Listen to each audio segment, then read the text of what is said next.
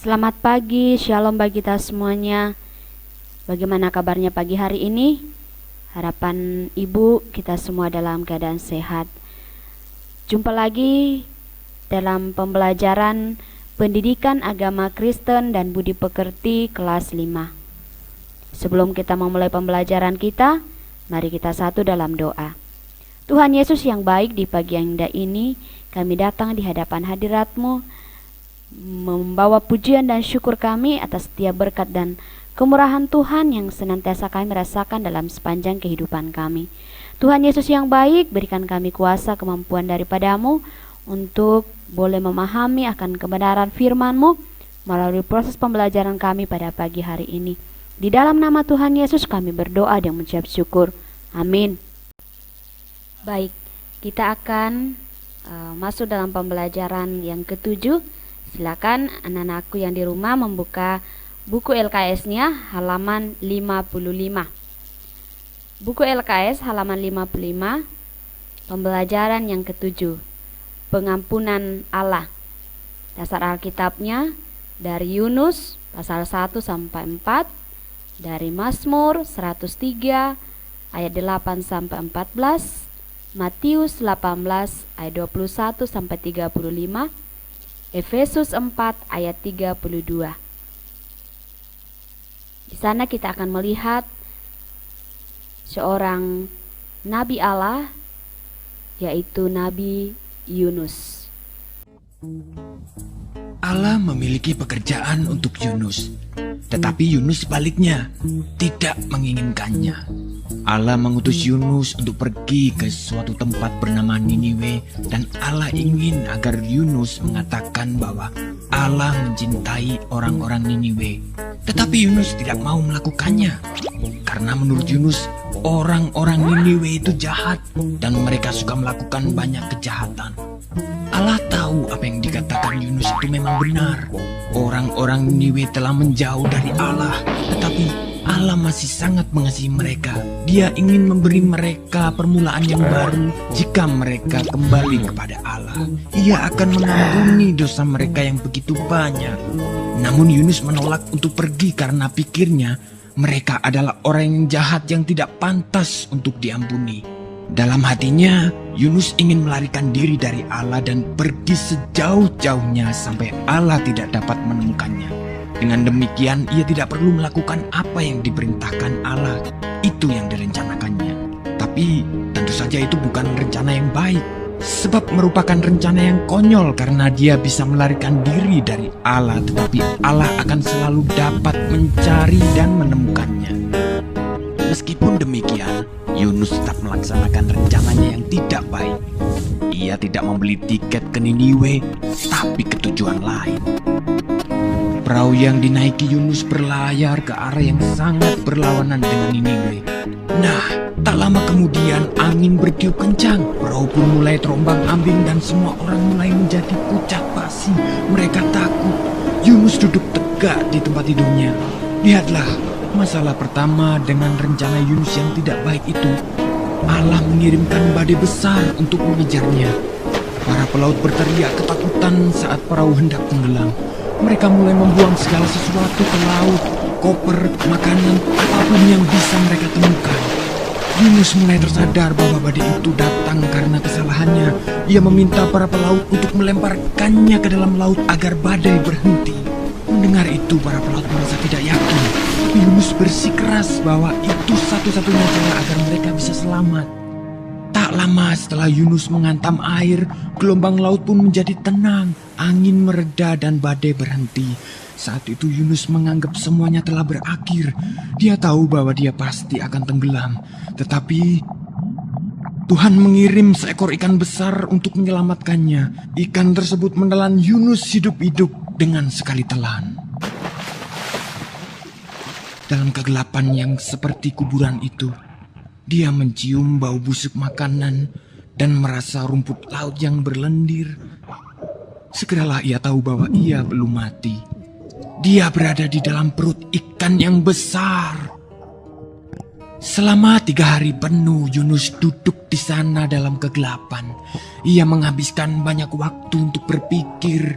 ia mulai menyadari rencananya yang sangat konyol. Dia menyesal karena telah melarikan diri dari Allah. Ia berdoa kepada Allah dan meminta agar Allah mengampuninya. 3 hari kemudian, ikan memuntahkan Yunus ke pantai berpasir. Saat itu, Yunus mendengar suara orang memanggil namanya dan menyuruhnya untuk pergi ke Niniwe. Itu suara Allah. Kali ini, Yunus tidak menolak untuk pergi ke Niniwe untuk mengabarkan berita yang luar biasa kepada orang-orang di sana. Kepada mereka, Yunus mengatakan bahwa Allah tidak pernah berhenti mencintai mereka. Meskipun mereka melarikan diri dari Allah, tetapi asal mereka mau kembali kepada Allah, maka Allah akan mengampuni dosa mereka. Orang-orang Niniwe mulai mendengarkan Yunus dan mereka mengasihi Allah. Mereka belajar melakukan apa yang Tuhan katakan dan berhenti melarikan diri dari Allah seperti yang pernah dilakukan Yunus. Bertahun-tahun kemudian, Allah juga mengirimkan utusan yang lain dengan pesan yang sama luar biasanya. Seperti Yunus, ia akan menghabiskan 3 hari dalam kegelapan total. Tapi utusan ini akan disebut firman Allah karena ia sendiri akan menjadi berita Allah, yakni berita Allah yang diterjemahkan ke dalam bahasa kita sendiri. Pribadi yang satu ini adalah semua yang Allah ingin katakan kepada semua orang di dunia. Puji nama Tuhan, anak-anak yang dikasihi Tuhan.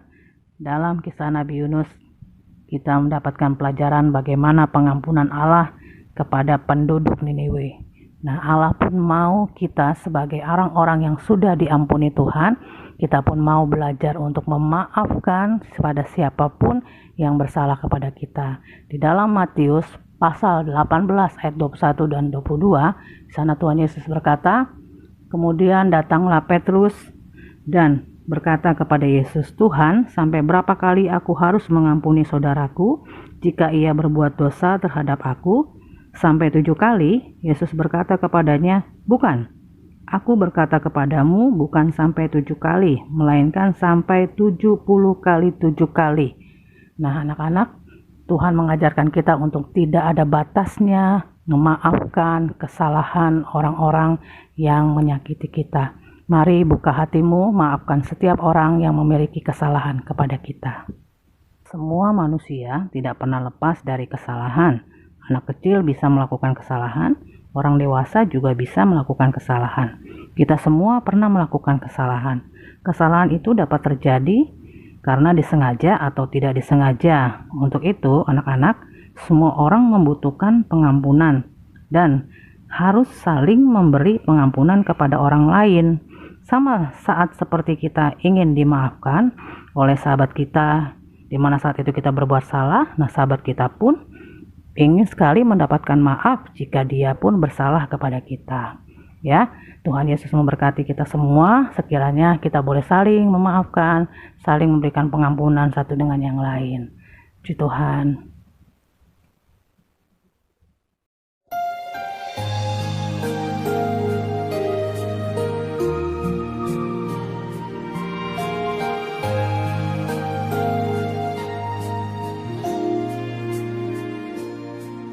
Sejauh timur dari barat, Engkau membuang dosaku.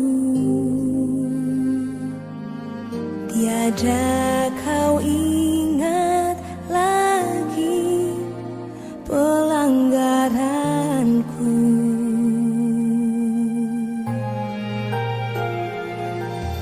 Jauh ke dalam tubir laut, kau melemparkan dosaku. Tiada kau perhitungkan kesalahanku. Betapa besar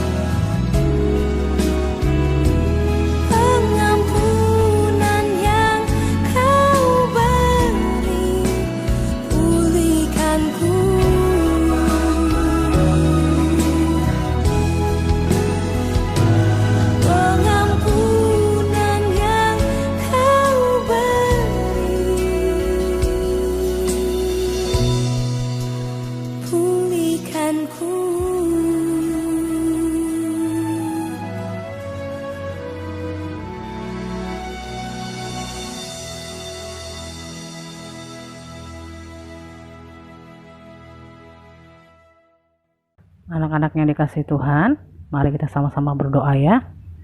Kita mulai. Allah yang Maha Pengasih dan Allah yang Maha Pengampun, kami bersyukur atas pengampunan yang Allah berikan buat kami. Tolonglah agar kami mampu berbuat seperti yang Allah lakukan dan teladankan buat kami. Kami mampu memaafkan dan mengampuni kesalahan orang lain yang bersalah kepada kami. Di dalam nama Tuhan Yesus Kristus kami sudah berdoa. Amin. Puji Tuhan, anak-anak yang kasih dalam Tuhan, Miss cukupkan sampai sekian pembelajaran pendidikan agama Kristen dan budi pekerti untuk kelas 5. Tuhan Yesus memberkati kita semua. Sampai bertemu lagi.